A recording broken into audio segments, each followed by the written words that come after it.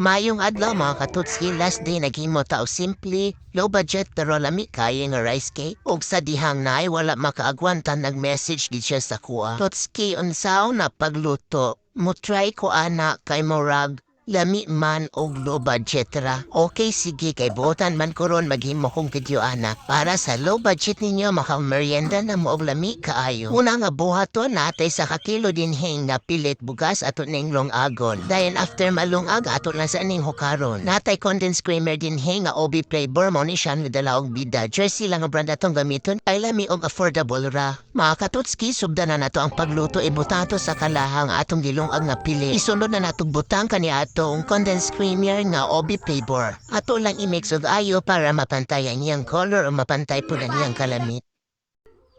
Okay.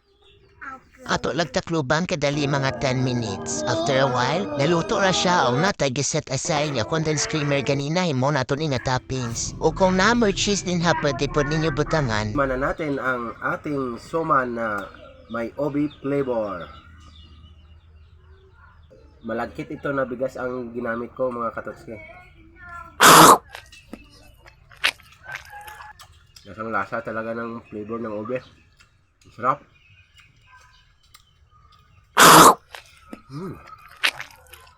Sarap talaga.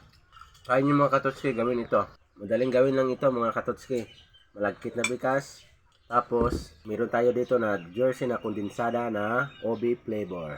Mga katutski, salamat kayo sa inyong pagtanaw. Hinaot ko nga ng busog pun mo. O diba sa duwa lang ingredients, low budget, na namoy lamian kaya nga merienda. Luto na mo. Kita ta sa sunod nyo video. Bye! Yummy, yummy, yummy, yummy meal time.